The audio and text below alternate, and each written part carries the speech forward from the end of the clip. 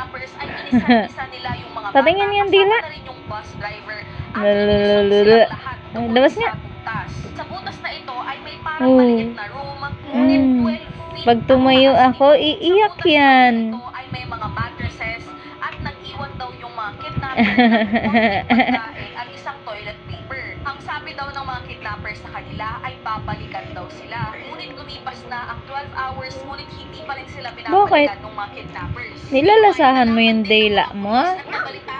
Ha? Nilalasahan mo ang dila mo? Po!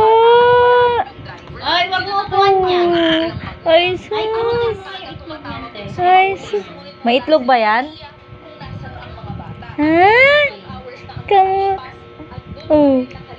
Oh. Sa akin ka na tumingin. Ano? Colin, kanino ba yung ano? Colin? Ha? Kanino ba yung Marsha? Ay, ay, Ju!